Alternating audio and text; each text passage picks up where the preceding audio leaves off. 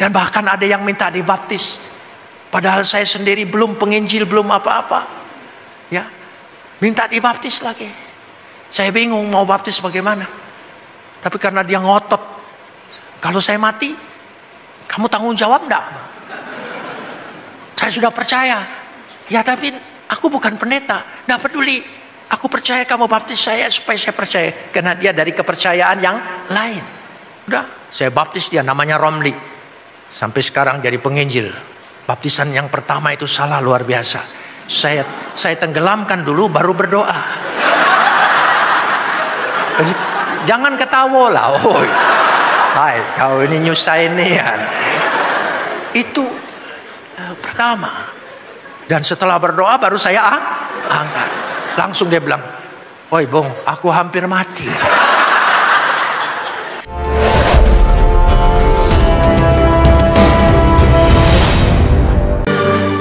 Mari kita berdoa. Besem haab wehaben weruah kodes Elohe Echad. Dalam nama Bapa, Putra dan Roh Kudus, Tuhan yang Esa. Bapa di sorga, kami memuji dan mengucap syukur kepadamu atas segala kasih, karunia, anugerah, limpah rahmat dan berkat-Mu. Atas segala pemeliharaan Tuhan yang begitu sempurna, penyertaan kasih setiamu, perlindunganmu yang terus menerus menaungi perjalanan hidup kami. Untuk itu kami mau menaikkan ucapan syukur kami yang tak terhingga kepadamu. Seraya senantiasa menyerahkan diri kami di hadapan Engkau. Sebab di dalam Engkau kami akan terpelihara dengan sempurna. Karena Engkau adalah pemelihara yang kekal. Saat ini di tengah-tengah persekutuan ibadah kami, di hadapan hadirat Tuhan yang telah turun meliputi memenuhi kami, kami ingin meneduhkan hati kami, menundukkan pikiran kami kepada otoritas kedaulatan firman-Mu. Karena firman-Mu itulah yang mengandung segenap kebenaran dan janji-Mu yang akan Kau berikan bagi kami untuk menjadi milik kami. Karena Roh-Mu itu sendiri yang akan mengerjakannya di tengah-tengah pewartaan ini. Terima kasih Bapa, dalam nama Yesus kami berdoa. Amin. Silakan duduk. Shalom. Pagi ini kita akan bersama-sama membaca firman Tuhan yang terambil dari kitab Kejadian pasal 22. Kita baca dari ayat 10 saja sampai ayat 19. Kejadian pasal 22 ayat 10 sampai 19. Kita akan membacanya saling sahut bersahutan. Saya akan awali ayat 10, jemaat 11 dan seterusnya saling ganti bergantian sampai tiba pada ayat 19. Sesudah itu Abraham mengulurkan tangannya lalu mengambil pisau untuk menyembelih anaknya. Ayat 11.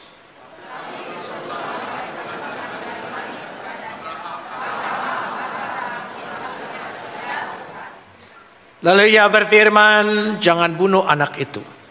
Jangan kau apa-apakan dia, sebab telah ku ketahui sekarang bahwa engkau takut akan Tuhan. Dan engkau tidak segan-segan untuk menyerahkan anakmu yang tunggal kepadaku."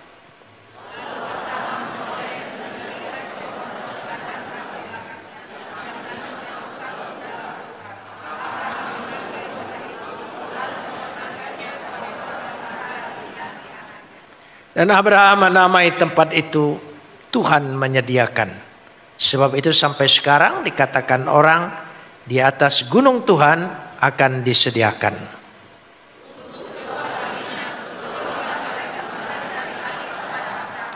Katanya, "Aku bersumpah demi diriku sendiri.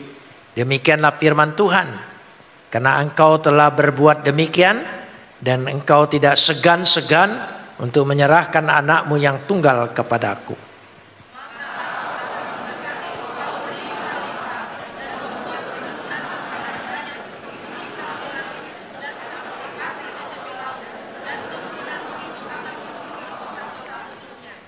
Oleh keturunanmu lah semua bangsa di bumi akan mendapat berkat, karena engkau mendengarkan firman-Ku.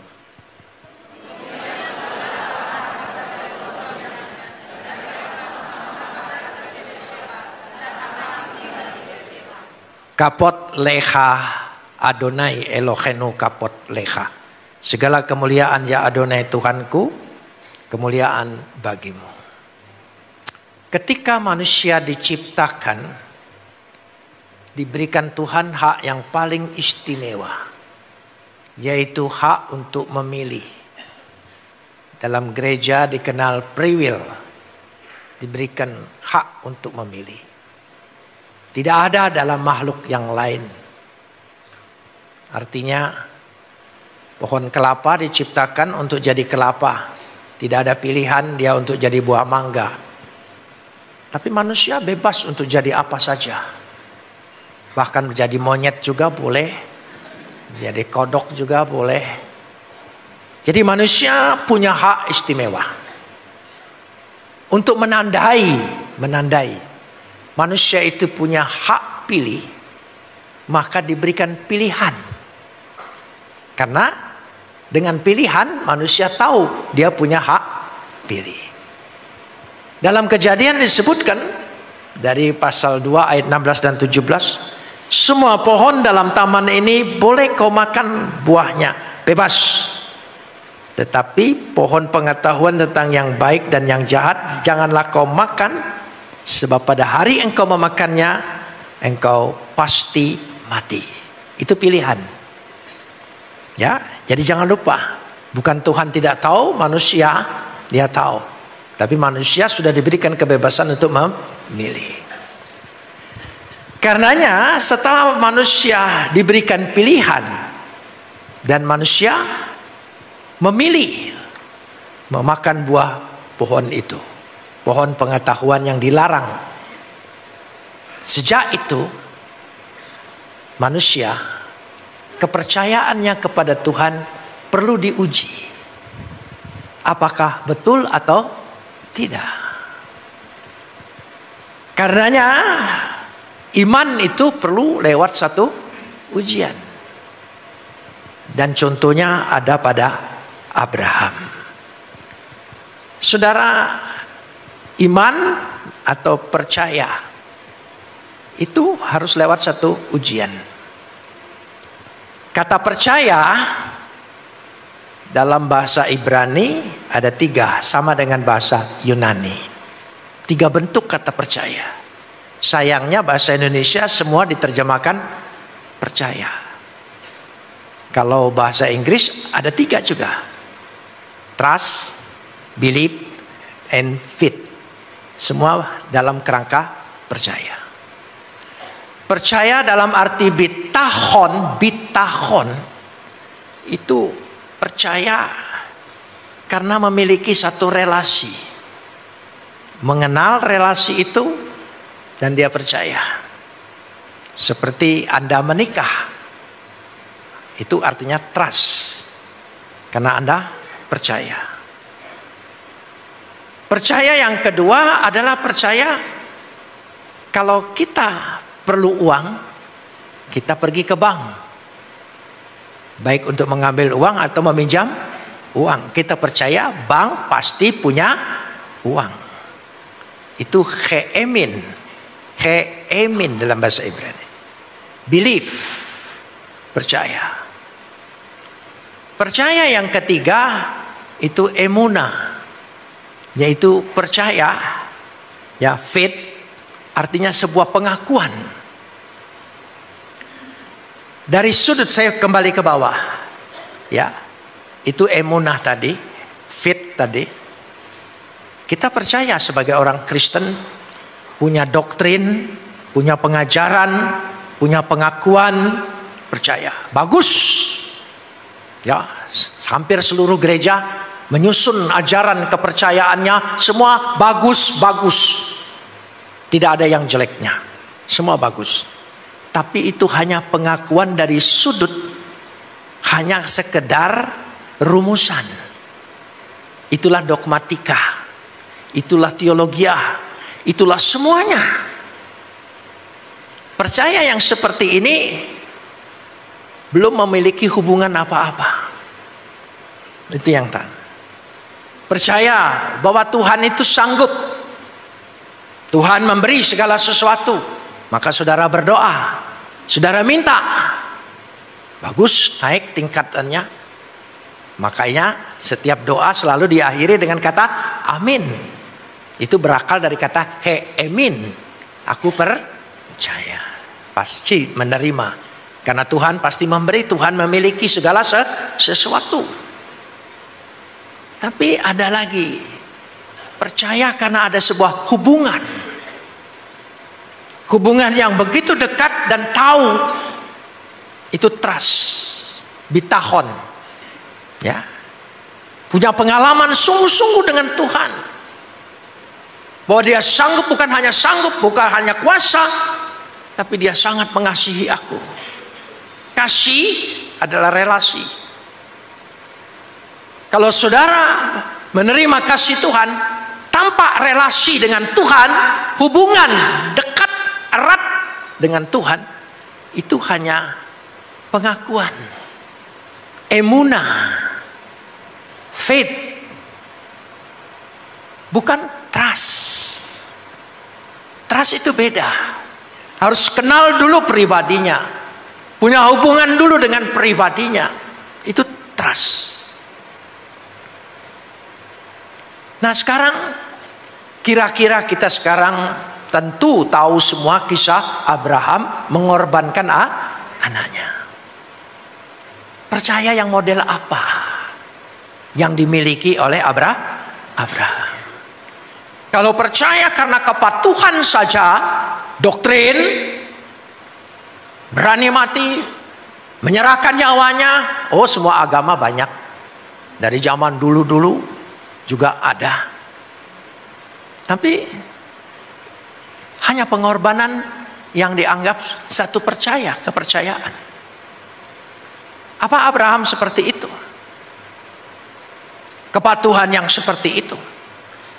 Contoh beberapa tahun yang lalu kita banyak melihat saking patuhnya dengan agamanya, dia mau mengorbankan dirinya, pasang bom bunuh diri. Itu faith. Bukan belief, apalagi trust, bitahon. Jadi kita ingin belajar seperti itu sambil siang hari ini kita mengkoreksi kekristenan kita itu apa. Memang diperlukan semua, tiga-tiga itu perlu. Tapi apakah berhenti di mana? Nah Abraham dikatakan pada bacaan kita tadi, ya kita lihat di sini. Yaitu pada ayat yang ke-10, ya, ayat yang ke-10. Sesudah itu Abraham mengulurkan tangannya lalu mengambil pisau dan menyembelih anaknya. Menyembelih anaknya. Agama-agama pagan zaman dulu juga banyak sebuah pengorbanan. Apa nilainya sama? Coba nekat atau membabi buta, anaknya disuruh korbankan, dia korbankan dan dia siap sembelih. Ya, coba kita lihat dulu. Taat sekali, taat bukan ukuran. Saya pernah sangat-sangat taat dengan kepercayaan saya yang lama,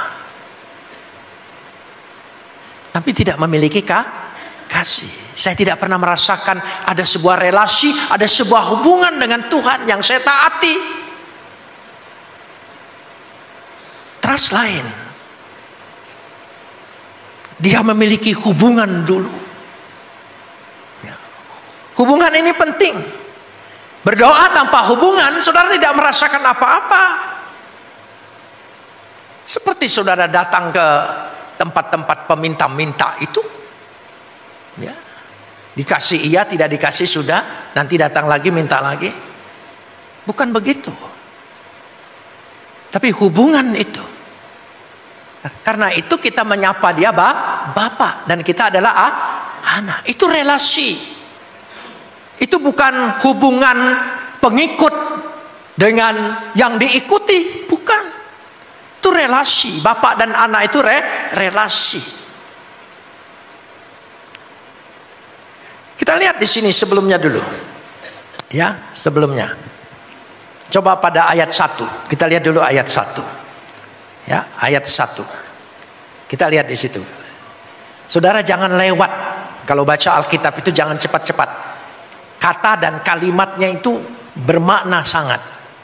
Setelah semuanya itu. Ahar, hadef, farim, ha'ele. Setelah semuanya itu. Setelah semuanya apa? Berarti sejak Abraham dipanggil, Kejadian 12. Setelah semua perjalanan Abraham melewati semua kisah, peristiwa, jatuh bangun, ketidaksabaran, salah pilih. Setelah semua itu, ha'ili, setelah semuanya itu, dikatakan situ, Tuhan mencoba. Saya lebih suka memakai kata menguji, ya, karena mencoba itu pekerjaan setan. Kalau menguji itu Tuhan, dan ujian itu selalu ada hasil, ada peningkatannya. Karenanya dikatakan di situ memakai kata nasa. Nasa itu bisa mencoba, bisa menguji, tapi lebih pada proses pembuktian. Sekali lagi, proses pembuktian. Sayangnya orang beriman ini tidak percaya dengan proses. Ada dalam hidup ini Tuhan izinkan. Saudara percaya Tuhan memelihara kita? Tapi kenapa? Kita menghadapi tantangan, rintangan, pencobaan. Ada hal banyak. Kenapa Tuhan izinkan? Dia ingin meningkatkan kita. Dia ingin menguji kita. Ya, bukan mencoba, menguji. Ya. Karena itu ada nyanyian, cobalah aku, saya tidak suka itu. Karena doa Bapa kami, jauhkan aku dari pencobaan. Nantang lagi, cobalah aku. Ya saudara, orang sudah berdoa jauhkan dari pencobaan, ini minta pencobaan. Ujilah aku. Kata-kata itu penting loh. Kata-kata itu tahu pada tempatnya. Kalau kata-kata tidak tahu pada tempatnya, oh, kita orang Sumatera, sastranya tinggi. Loh iya, dia tahu menempatkan diri. Tapi sayangnya bahasa sekarang rusak kena WA. Singkat-singkat di ini sampai ya menerjemahkannya. Bapak PKT sudah datang. Apa paket? Paket maksudnya saudara. Oh iya. Jadi pada ayat yang pertama kita perhatikan. Ia berfirman kepadanya, Abraham, lalu apa? Wayomer. Abraham menjawab. Berarti ada relasi, ada hubungan. Jadi ini penting sekali. Mari kita memikirkan hari ini, memeriksa. Aku percaya Tuhan, ikut Tuhan, berdoa, muji Tuhan. Punya relasi enggak? Punya hubungan tidak? Sehingga meyakinin betul. Lewat Yesus ini menghubungkan aku dengan Tuhan. Tanpa Yesus tidak seorang pun pernah melihat Bapa. Kecuali anak yang ada di pangkuan Bapa. Hanya lewat Yesus. Dia yang menghubungkan kita. Membuat kita sedara hubungannya. Karena dia memberikan darahnya, memberikan tubuhnya. Supaya kita segenetika dengan dia. Amin. Loh, kalau menerima perjamuan kudus itu harus menerima seperti itu sehingga engkau merasakan betul-betul engkau menyatu. Selalu saya katakan melekat, bukan dekat. Kalau dekat, tentara Romawi paling dekat di salib.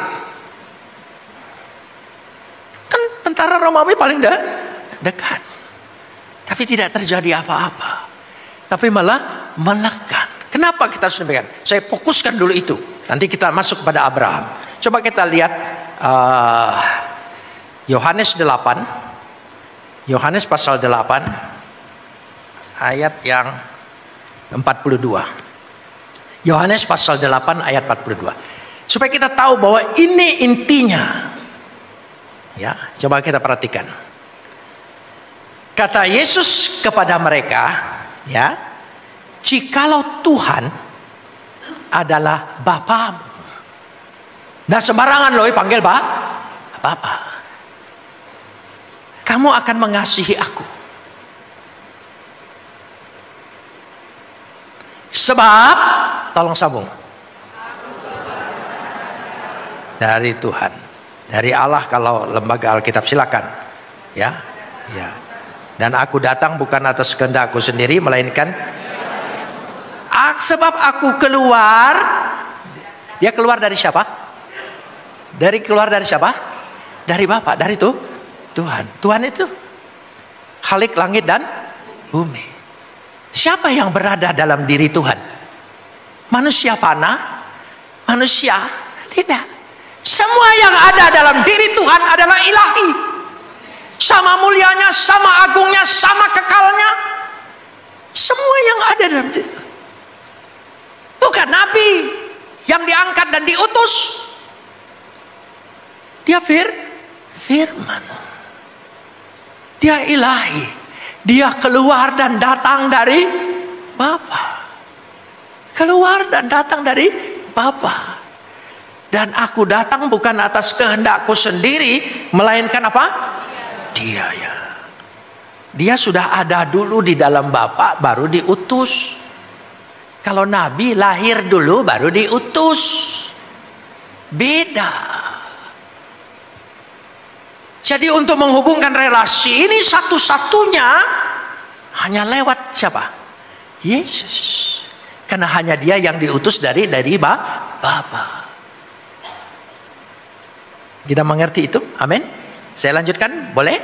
Ya, kita baca kembali Kejadian 22 tadi. Ya, kita lihat. Kita lanjutkan ayat 12. 12 tadi sudah, ya, jangan kau bunuh dia.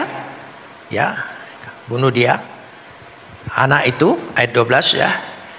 Sebab telah ku ketahui sekarang bahwa engkau apa? Takut Tuhan.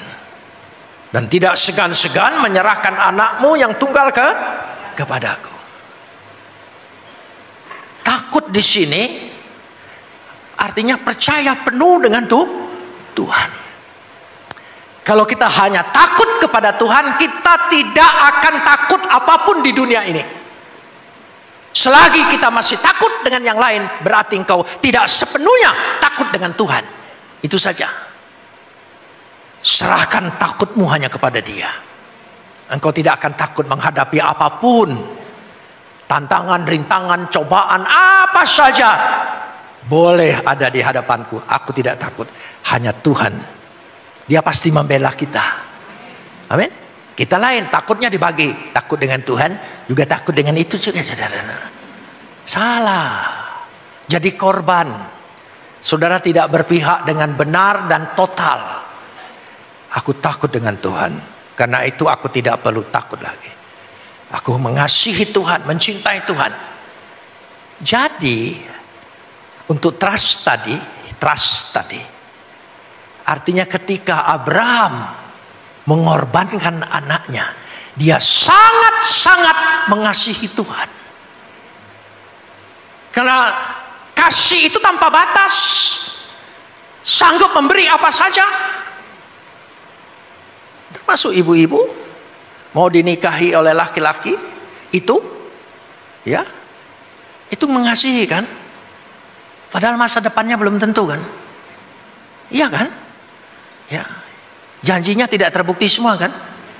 Loh iya kan? Iya, masih banyak yang bolong-bolong kan? Iya. Tapi kenapa? Mencintai. Orang yang mencintai itu tanpa batas. Jangankan minta anakku, minta siapa? Aku kasih, karena aku sangat mengasihi. Karena aku tahu kalau aku mengasihi Tuhan, memberi kepada Tuhan, Tuhan akan mengasihi aku lebih dari segala-galanya. Aku pasti diberi segala-galanya. Dia tidak berdebat dengan logikanya, dia mengimani kasihnya. Kalau kita berdebat dengan logika, nggak ada yang kita jadi kawin, percayalah. Makanya mencintai itu harus segenap hati. Kalau kecewa sakit hati, jangan segenap jiwa. Sebab kalau kecewa sakit, ya itu. Saudara, jadi pakai hati saja sudah. Segenap hati. Kan sakit hati kan masih bisa diobati. Sakit jiwa kalau dulu kilometer 4 kan. Anda tahu sekarang masih atau tidak. Ya gitu. Itu. Jadi dari situ. Karena kasih. Kenapa penekanannya harus kasih? Karena Kristus datang membawa kasih. Yohanes 1 ayat 17 dikatakan di situ, Musa datang membawa hukum Taurat. Jadi bukan karena hukum, tapi karena kasih karunia. Jadi kalau mengasihi Tuhan, nggak usah diperdebatkan. Perpuluhan itu berlaku atau tidak, masih ini dan itu tidak. Itu hukum. Kalau kasih tidak perlu diperdebatkan. Ketika kita memberi perpuluhan, kita mengakui ada campur tangan Tuhan dalam rezekiku, ada pekerjaan Tuhan dalam rezekiku. Itu yang penting. Kita mengakui. Kalau kita mengakui ada campur tangan Tuhan dalam rezekiku, Tuhan bela. Amin. Tuhan bela. Jadi jangan kacau karena ada perbedaan. Oh ini sudah bukan Taurat, tidak berlaku lagi. Bukan soal tidak berlaku dan berlaku. Cinta tanpa batas. Tanpa waktu daluarsa. Loh iya, itu cinta. Maka nanti sore saya akan lebih tekankan soal cinta. Ya sudah, nanti sore aja. Kita fokus dulu dengan Abraham. Abraham sangat mencintai Tuhan. Karena dia tahu pemberian Ishak ini dari Tuhan. Karena Tuhan sangat mengasihi dia. Sudah tua renta begini, Sarah bisa hamil. Ya. Datang bulan enggak lagi, bisa hamil. Kasihan juga Sarah itu ya. Iya, yang muda aja bisa mengas-mengasan ya saudara ya. Ini sudah tua, hamil, belum lagi diejek tetangga. Wah, tua-tua masih. Iya. Gitu. Pasti Sarah akan bicara. Saya tua bukan karena cabul, tapi saya tua karena punya jiwa muda. Itu. Ya sudah, saudara. Ya. Sehingga dikatakan di situ, ya kita lanjutkan sekarang. Ya. Ayat 14. Ayat yang ke-14. Ya ayat 14. Dan Abraham menamai tempat itu, tolong sambung. Sampai di situ. Tuhan menyediakan. Ya. Jehovah Jireh. Tapi saya baca di sana Adonai Yireh. Adonai Yireh. Sebab sampai sekarang dikatakan orang di atas gunung Tuhan sudah akan sediakan. Kata Tuhan sediakan, Adonai Yireh, punya makna ganda. Tuhan tahu ke depan. Sekali lagi, Tuhan tahu ke depan. Saudara, Tuhan tahu masa depan kita. Tuhan tahu hari esok buat kita. Serahkan dengan Dia. Jangan tanya peramal, mengacaukan saudara. Orang peramal itu masa depan dia sendiri dia nggak tahu. Masa dia bisa tahu masa depan orang lain? Iya. Jadi Tuhan tahu. Karena itu Tuhan menyediakan. Sekali lagi, Adonai Yireh. Adonai Yireh. Coba ucapkan. Adonai Yireh. Cocok itu saudara ya. Itu akibat makanan Palembang itu buat kita Ada cengkokannya gitu saudara. Ya, Adonai Yireh. Tuhan menyediakan. Tuhan tahu masa depan. Tuhan tahu ke depan. Saudara percaya? Ya, Tuhan tahu masa depan kita. Karena itu Tuhan pasti sediakan apa yang kita butuhkan. Di atas gunung Tuhan akan sediakan. Ya, waktu jalan itu Ishak nanya, katanya kita mau mempersembahkan korban. Korbannya mana? Tuhan bilang di atas gunung. Sekali lagi, di atas gunung Tuhan sediakan. Di atas gunung Tuhan sediakan. Sayangnya di Palembang ini nggak ketemu gunung. Ya, kalau di Bandung itu banyak gunung. Saudara tahu arti naik gunung? Nanjak dulu, capek dulu. Itu proses. Itulah iman. Iman itu proses untuk naik. Percayalah, engkau tidak dijatuhkan, engkau tidak turun, engkau naik. Jadi kalau ada ujian datang dalam hidupmu, menguji iman percayamu, bukan menguji kepatuhanmu, tapi menguji kasihmu kepada Tuhan. Karena dari sejak dulu dia berkata, kasihilah Tuhan dengan segenap hati dan segenap jiwa dan segenap akal budi, dan kasihilah sesama manusia. Jadi soal kasih. Amin. Oh iya, kalau bukan kasih, saya 56 tahun bisa bertahan. Kalau bukan kasih Tuhan, menikahi makhluk yang luar biasa ini. Iya, makhluk yang langsung belajar dengan iblis, ngobrol dengan iblis. Kita rasa-rasa iblis datang aja bulu kuduk sudah berdiri. Dia dialog lagi sudah. Karena itu dukun yang sakti selalu perempuan. Itu. Sudah sampai di sana. Ya, udah usah diterusin. Kakek aku udah baca tidur. Jadi itu kasih. Mau bertahan pernikahan kita, perkawinan kita, meskipun banyak sekali ujian, cobaan. Kenapa? Kasih.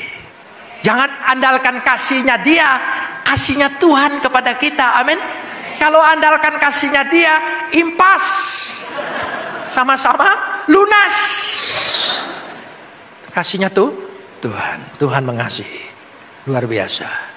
Jadi inilah yang dikatakan Tuhan tahu masa depanku. Amin saudara. Ya, saudara percaya itu? Jangan takut menghadapi masa depan. Mau tahun ini mega trust, mega apa saja, mega ria sekalipun saudara ya. Iya, tidak usah takut. Ya, tidak usah takut. Memang boleh semua memprediksi, semua boleh. Tapi itu namanya juga, jujur dari dulu, ramalan cuaca. Ramalan bisa meleset, bisa tepat, tapi lebih banyak melesetnya dari tepatnya. Itu ramalan cuaca. Palembang tidak hujan, datang Yusuf Roni hujan dia sudah. Dari sejak kemarin begitu mendarat jam 12 turun langsung hujan. Oh, Tuhan baik. Haleluya. Luar biasa saudara ya. Jadi Tuhan menguji, Tuhan berjanji, Tuhan menguji. Nah, saya ingin saksikan begini. Saya percaya Yesus, lalu membuat tulisan. Mengapa saya memilih Yesus sebagai Tuhan dan Juru Selamat. Dengan membandingkan dua kitab suci, itu bikin geger. Saya ditangkap, ditahan, dituduh subversi. Ya, kenapa subversi? Karena dianggap mencoba membuat kekacauan. Gitu. Sudah ditahan dengan Pempres 11 lama dan tanpa proses hukum, apalagi pengadilan. Sudah 1 tahun lebih. Nah saudara, waktu ditahan pertama, saya masih gagah perkasa. Karena saya biasa jadi koordinator lapangan demo. Saudara, di Jawa Barat, di Bandung. Tahun 68, Braga itu lautan kaca. Itu komandannya saya, saudara. Ya, jadi saya tidak takut. Jadi waktu ditahan, kuat. Ayo, Tuhan pasti bela saya.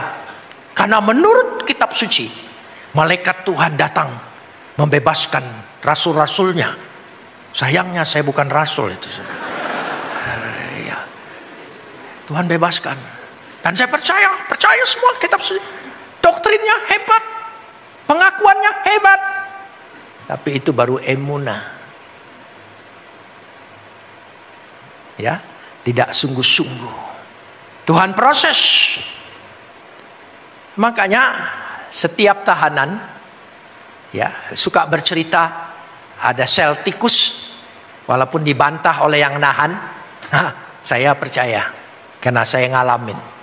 Bukan hanya sel tikus, mungkin sel kepinding. Saudara tahu kan kepinding ya? Hanya wong Palembang tahu kepinding. Kutu busuk. Saudara, ya sudah. Saya mengalami proses introgasi di sel kamar kaca. Iman saya, pertahanan saya mulai luntur. Saya nantikan pertolongan Tuhan. Doa saya, ya sudah 1 tahun lebih. Kok Tuhan tidak bela saya? Mulai saya bertanya-tanya. Jangan-jangan saya ikuti ini salah. Mulai ada penyesalan loh.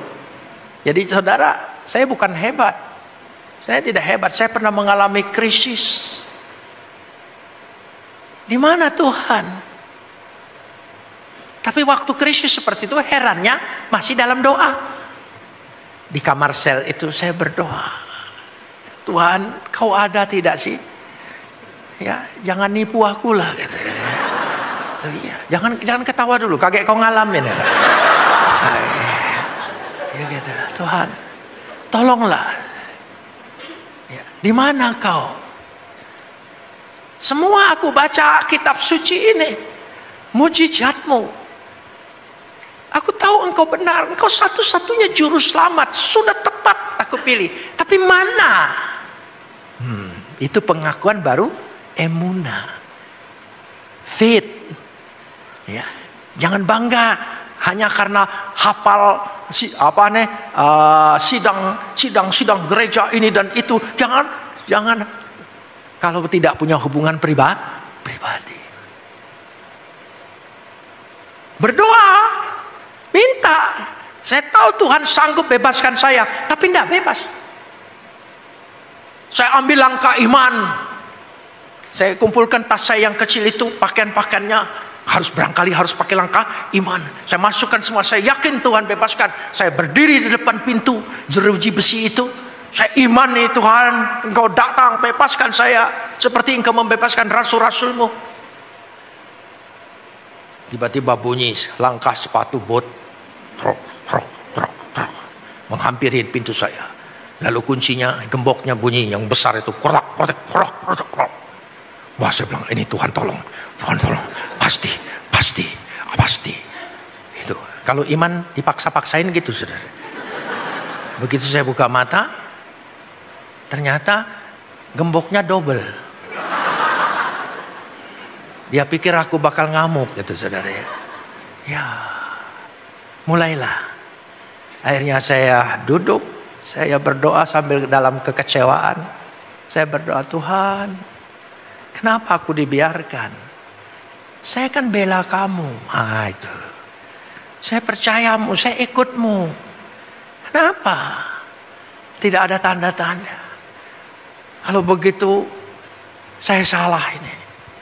Ketika saya menyesali seperti itu, tiba-tiba tangan saya ini ada yang megang.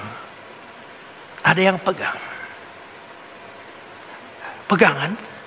Tarik. Saya tarik lagi. Dia tarik lagi. Saya takut sekali. Saya ini orang Protestan, tidak percaya yang lihat-lihatan gitu, saudara. Loh iya, sampai hari ini tetap Protestan. Makanya tukang protes terus. Dia tarik lagi. Saya genggam tangannya. Ya, tapi saya tidak berani buka mata, saya takut.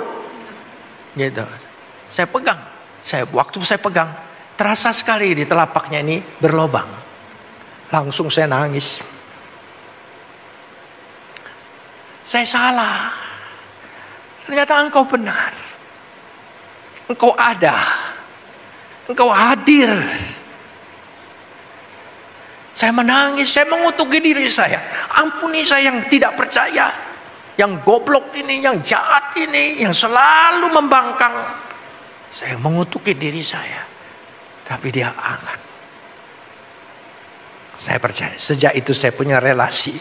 Dia betul-betul ada. Dari situ saya percaya. Bukan teori lagi, bukan urusan kitab suci, teks-teks segala macam. Tapi kehadirannya secara pribadi, saya merasakan itu. Saya percaya. Itu yang membuat saya berubah. Tidak lagi minta bebas. Meskipun masih tersedia waktu ditahan 5 tahun lagi. Terus saya jalani. Tapi sikap saya sudah berubah. Apa yang mengubahnya? Saya tidak bersungut-sungut, saya tidak minta bebas lagi, saya serahkan semua dengan Tuhan. Saya mulai menjadi alat Tuhan di dalam penjara.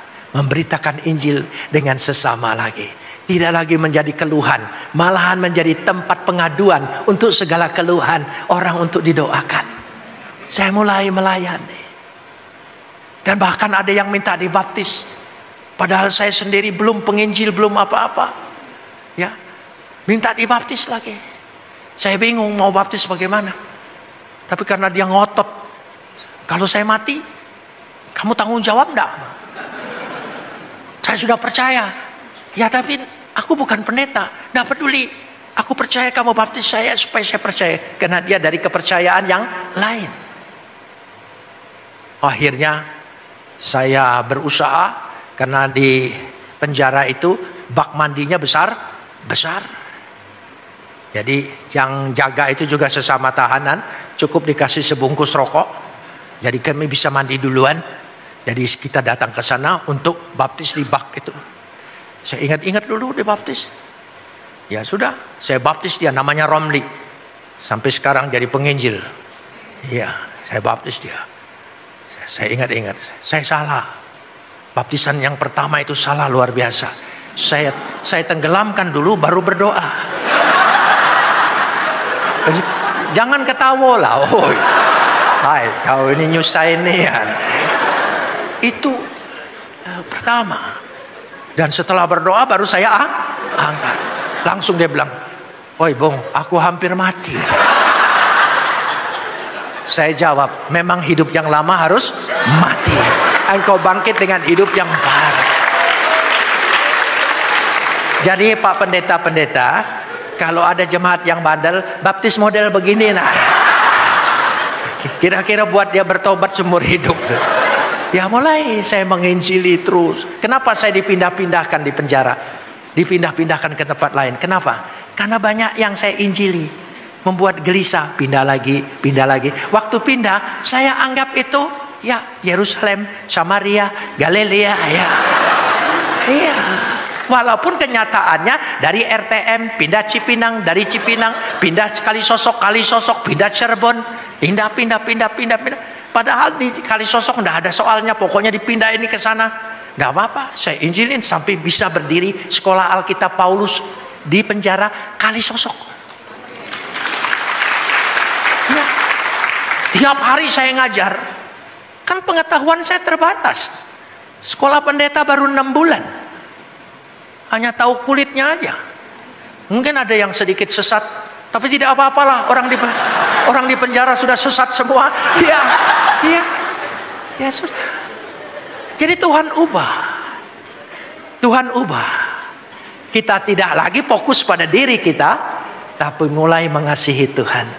Tuhan, tempatkan aku di mana saja.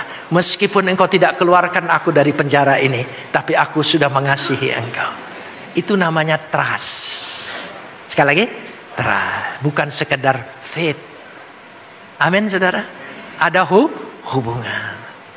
Maka ketika berdoa yang punya hubungan Bapak, dia merasakan Bapak, Lalu saya selalu iman, ya anakku. Mantap saudara. Iya, ini Bapak disuruh kuduskan. Kacau ganya nih kau ini. Iya, hidup sudah kacau ganya, doa juga kacau ganya. Cepat. Tidak ada hasilnya. Itu tandanya orang hanya memenuhi syarat-syarat saja. Jangan ibadah itu memenuhi syarat. Ibadah itu sebuah hubungan, relasi. Mulailah, amin. Ketika Bapak batinnya nyamuk. Ya anakku, minta apa kau? Nah, Bapak tahulah. Iyalah. Ya pasti sebuah hubungan. Itu indah. Itu trust. Semua perlu. Emin, believe perlu. Ya, emunah, faith perlu. Tapi pribadi kita lebih dari itu, kita perlu apa? Trust. Amin saudara. Itulah yang kita inginkan. Mari saat ini kita sama-sama ingin apa? Punya hubungan dengan Tuhan. Hubungan yang paling indah dalam hidup kita. Mari kita naikkan pujian.